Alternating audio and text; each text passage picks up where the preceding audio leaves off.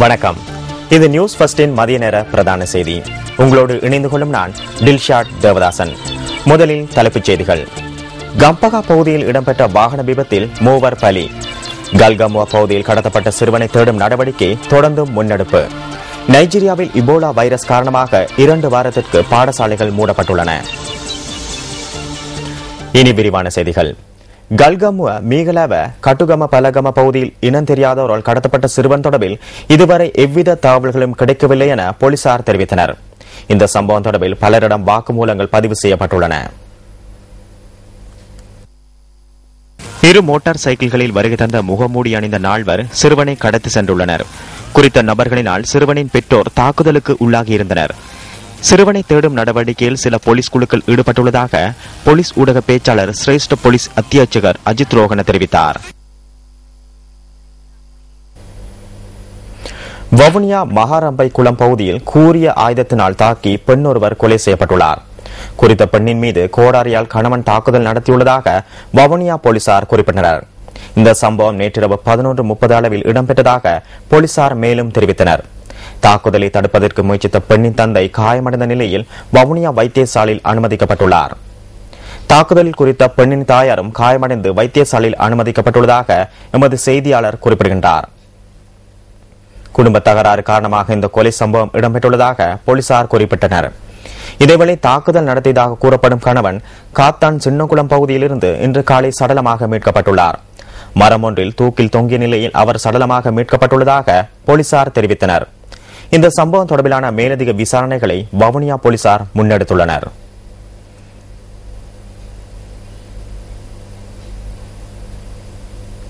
கம்பகா மீகவத்த பொல்கேன முச்சந்தையில் இடம்பெற்ற வாகன விபத்தில் 3 உயிரிழந்துள்ளனர்.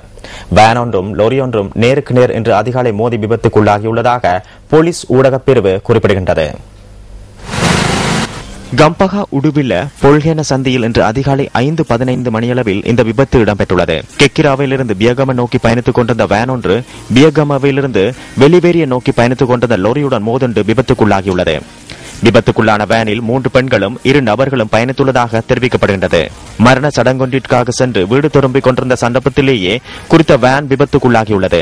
இந்த விபத்தில் நுகைகுடை சேர்ந்த 56 வயதுடைய லக்ஷ்மண் பெலிகங்கர, அங்குட பகுதியில் வசிக்கும் 48 வயதுடைய மஹிந்த ஹேரத் மெத்தகொட மற்றும் 75 வயதுடைய TMS திசாநாயக்க ஆகியோரை உயிரிழந்துள்ளனர். விபத்தில் காயமடைந்தவர்கள் கம்பகா வைத்தியசாலையில் அனுமதிக்கப்பட்டுள்ளதுடன் உயிரிழந்தவர்களின் சடலங்களும் அதே வைத்தியசாலையில் வைக்கப்பட்டுள்ளது.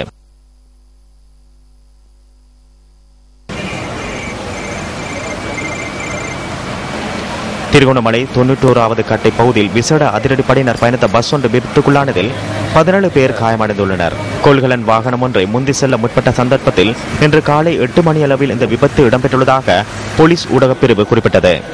விபத்தில் காயமடைந்தவர்கள் கந்தளா வைத்தியசாலையில் அனுமதிக்கப்பட்டுள்ளனர். திருகோணமலை முகாமிலிருந்து அலுத்கம நகருக்கு விசேட பணிகளுக்காக சென்று கொண்டிருந்த படையினரே இவ்வாறு விபத்துக்குள்ளாகி காயமடைந்துள்ளதாக போலீசார் தெரிவித்தனர். பாவனைக்கு உதவாத 5000 கிலோகிராம் பெரிய வெங்காயம் புறக்கோட்டை 4ஆம் குறுக்கு தெருவில் உள்ள களஞ்சிய சாலை ஒன்றிலிருந்து பொது சுகாதார பரிசோதகர்களால் கைப்பற்றப்பட்டுள்ளன. தமது உத்தியோகத்தர்களினால் நேற்று மாலை முன்னெடுக்கப்பட்ட சுற்றிவளைப்பின் போதே இந்த பெரிய வெங்காயங்கள் மீட்கப்பட்டதாக இலங்கை பொது சுகாதார பரிசோதகர்கள் சங்கத்தின் செயலாளர் செனரத் பண்டார கூறினார். இந்த சம்பவம் தொடர்பில் சந்தேக நபர் ஒருவர் கைது செய்யப்பட்டுள்ளதுடன் அவர் புதுக்கடை நீதிமன்றத்தில் இன்று ஆஜர்படுத்தப்பட உள்ளார்.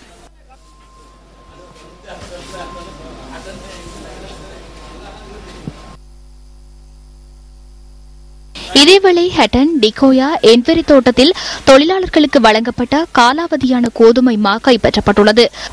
காலாவதியான 1065 கிலோகிராம் கோதுமை மா இன்று காலை கைப்பற்றப்பட்டதாக பொகவந்தலாவை தலைமை பொது சுகாதார பரிசோதகர் PKL வசந்த் தெரிவித்தார். கைப்பற்றப்பட்ட கோதுமை மா பொதிகளில் எந்தவிதமான பொதியிடல் தகவல்களும் காணப்படவில்லை என அவர் குறிப்பிட்டார்.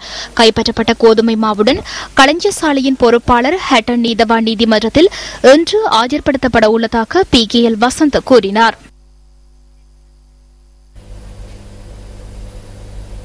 தேசிய தாய்ப்பாலூட்டல் வாரம் தொடர்பாக தெளிவூட்டும் ஊடகவியலாளர் சந்திப்பு கொழும்பில் நேற்று நடைபெற்றது. ஆகஸ்ட் மாதத்தின் 1ஆம் வாரம் தாய்ப்பாலூட்டல் வாரமாக பெயரிடப்பட்டுள்ளது. தாய்ப்பாலூட்டுவோம் உலகை வெல்வோம் என்ற துணிப்பொருளின் கீழ் முதலாம் வாரம் அனுஷ்டிக்கப்பட உள்ளது. கொழும்பு சுகாதார கல்வி அலுவலகத்தில் நடைபெற்ற ஊடகவியலாளர் சந்திப்பை குடும்ப சுகாதார உத்தியோகத்தர் சங்கம் இணைத்து ஏற்பாடு செய்திருந்தது. இந்த நிகழ்வில் சுகாதார கல்வி மற்றும் பிரசார பிரிவின் பணிப்பாளர் விசேட வைத்திய நிபுணர் டாக்டர் நீலமணி மற்றும் சுகாதார அமைச்சின் பிரதி சுகாதார சேவை பணிப்பாளர் நாயகம் டாக்டர் RRMLR செம்பலகுட உள்ளிட்ட பலர் கலந்து கொண்டிருந்தனர். வடமாகாணத்தில் ஒலிபெருக்கி பாவனையை மட்டுப்படுத்துவது தொடர்பில் வடமாகாண விவசாய அமைச்சர் பொன்னுத்துரை ஐங்கரநேசன் தலைமையில் நேற்று கலந்துரையாடல் ஒன்று நடைபெற்றது. இந்த நிகழ்வு வடமாகாண விவசாய அமைச்சில் இடம்பெற்றது. கலந்துரையாடலில் மத தலைவர்கள், போலீஸ் உயரதிகாரிகள் மற்றும் அரசு உயரதிகாரிகள் ஆகியோர் கலந்து கொண்டிருந்ததாக எமது பிராந்திய செய்தியாளர் தெரிவித்தார். திங்கள் தொடங்கி வியாழன் ஆகிய 4 நாட்களிலும் இரவு நேரங்களில் 10 மணி தொடங்கி 6 மணி வரைக்கும் ஒலிபெருக்கிகளினுடைய பாவனை முற்றாக தடை செய்யப்படுகின்றது. வெள்ளிக்கிழமை தொடங்கி சனிக்கிழமை வரையும் இரவு 1 மணி வரைக்கும், ஞாயிற்றுக்கிழமைகளில் இரவு 12:30 மணி வரைக்கும் தான் இந்த ஒலிபெருக்கிகளினுடைய பாவனைக்கான அனுமதிகள் வழங்கப்பட்டிருக்கின்றன. எந்த இடத்தில் நிகழ்ச்சிகள் நடைபெறுகின்றதோ அந்த மைதானத்தை தவிர ஏனைய இடங்களுக்கு ஒலிபெருக்கிகளை அமைப்பதை கூட காவல்துறையினர் இனிமேல் தடுப்பதற்கு உள்ளனர். வணக்கத்துக்குரிய தலங்களில் சிலர் ஒலிபெருக்கிகளை பாவித்துக் கொண்டிருக்கின்றார்கள்.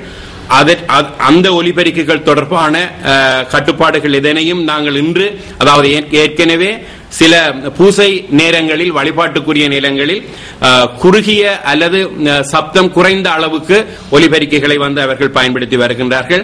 நாங்கள் அது தொடர்பாக இப்பொழுது எந்த விதமான இறுக்கமான முடிவுகளையும் நாங்கள் மேற்கொள்ள விரும்பவில்லை. ஆனால் திருவிழா காலங்கள் என்று சொல்லி வீதிகளில் அலற விடுகின்ற ஒலிபெருக்கிகளுடைய பாவனைக்கு இந்த கட்டுப்பாடுகளை விதிக்க வேண்டிய தேவை இருக்கின்றது.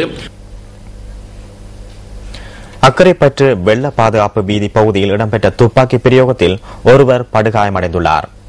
2 குழுக்களுக்கு இடையில் நேற்றிரவு 9:15 அளவில் இடம்பெற்ற மோதலின் போது இந்த துப்பாக்கி பிரயோகம் இடம்பெற்றுள்ளதாக போலீஸ் ஊடகப் பிரிவு குறிப்பிட்டது.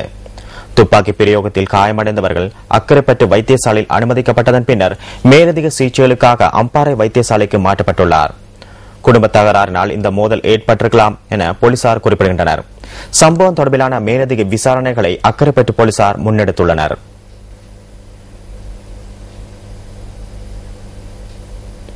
லிபியாவில் உள்ள இளைஞர்களை எதிர்வரும் 2 வாரங்களுக்குள் நாட்டிற்கு அழைத்து வருவதற்கு நடவடிக்கை எடுக்கப்பட்டுள்ளதாக வெளிநாட்டு வேலைவாய்ப்பு பணியகம் தெரிவித்துள்ளது.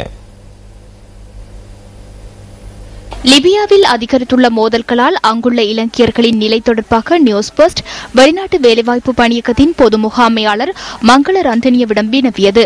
லிபியாவில் தொழில் புரியும் இலங்கையர்கள் தொடர்பான தரவுகள் கெய்ரோவில் உள்ள இலங்கை தூதரகத்தினால் வெளிநாட்டு வேலைவாய்ப்பு பணியகத்திற்கு அனுப்பி வைக்கப்பட்டுள்ளதாக அவர் கூறினார்.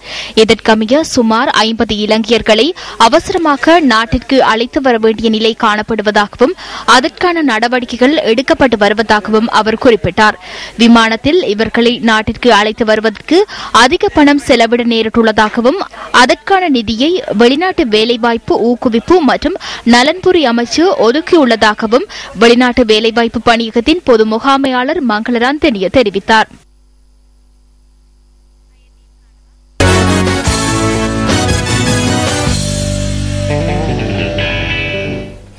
பொதுநலவாய விளையாட்டு விழாவின் 7 நாட்கள் நிறைவு பெற்ற நிலையில் பதக்கப்பட்டியலில் இங்கிலாந்து முன்னிலை பெற்றுள்ளதுடன் 38 தங்கப் பதக்கங்களை சுவீகரித்துள்ளது.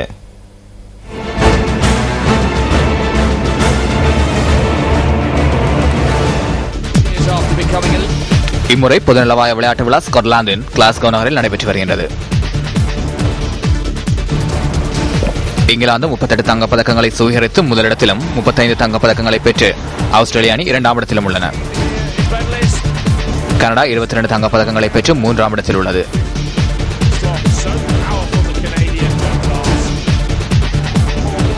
இம்முறை பொதுநலவாய விளையாட்டு விழாவிற்கு அனுசரணை வழங்கும் ஸ்காட்லாந்து 4ஆவது இடத்திலும் இலங்கை 23ஆவது இடத்திலும் உள்ளன.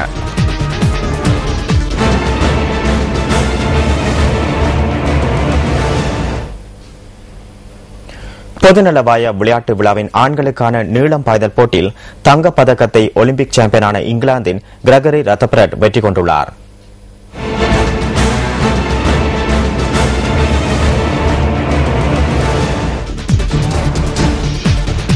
பொதுநலவாய விளையாட்டு விழாவின் மெய்வல்லுநர் போட்டிகள் ஸ்காட்லாந்தின் ஹாம்டன் பார்க்கில் நடைபெற்று வருகின்றது.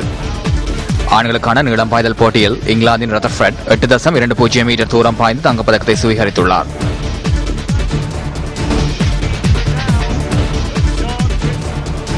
இந்த போட்டியில் தென்னாப்பிரிக்காவின் சாக்விச் 8.12 மீட்டர் தூரத்தினை பாய்ந்து வெள்ளிப் பதக்கத்தை வெற்றி கொண்டார். That's good. If he gets to make an indentation in the plasticine for it to be deemed a foul, it doesn't matter what it looks like to the naked eye. 8.08 metre தூரத்தினை கடந்து தென்னாப்பிரிக்க வீரர் ருஸ்வல் சமாய் வெண்கலப் பதக்கத்தை சுவீகரித்தார்.